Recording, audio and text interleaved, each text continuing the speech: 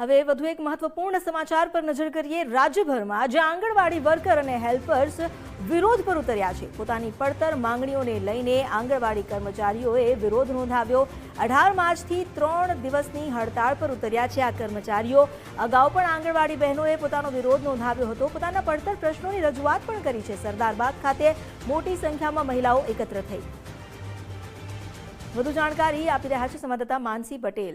માનસી, આંગણવાડી બહેનો અને હેલ્પર્સ જે મહિલાઓ છે તેઓ આજે વિરોધ કરી રહી છે। 3 દિવસની હડતાળનું એલાન કરવામાં આવ્યું છે। શું કહી રહ્યા છે તેઓ, શું રજૂઆત છે તેમની?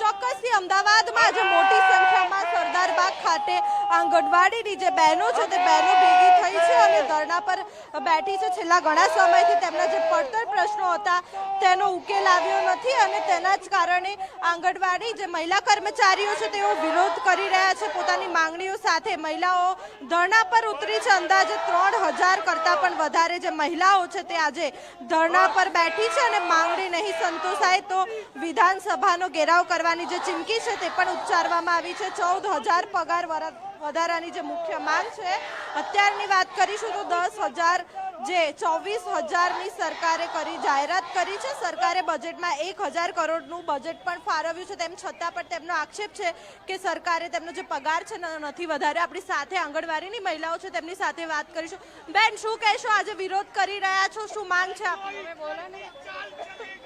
બિલકુલ, એટલે કે અહીંયા તમામ જે મહિલાઓ છે તેમનો વિરોધ જોવા મળી રહ્યો છે। તમામ જે બહેનો છે તે આજે વિવિધ જે બેનરો સાથે વિરોધ પ્રદર્શન પર બેઠા છે। અહીંયા કેટલીક મહિલાઓ છે તેમની સાથે વાત કરીશું। બેન, શું કહેશો? શેનો વિરોધ છે, શું માંગ? પગાર વધારાની માંગણી છે અમારી, જે હાઈકોર્ટે હુકમ આપેલો છે। ઓગસ્ટ મહિનાની 20 તારીખે હુકમ આપેલો છે હાઈકોર્ટે કે 10000 પગારમાં આટલી બહેનોને પોસાય નહીં।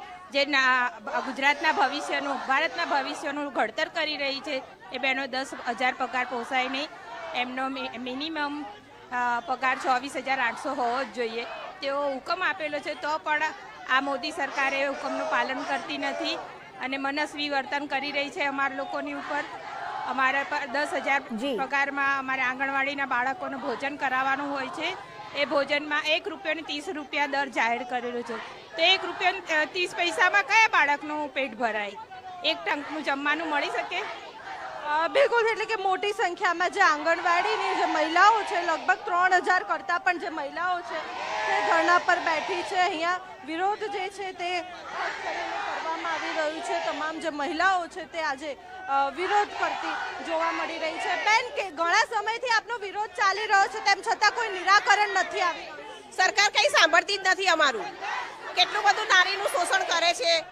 સગર્ભા માતાની, રાત્રિ માતાની વાતો કરે છે। અમને વેતન પૂરું આપતા નથી, એ લોકોને શું આપવાના હતા?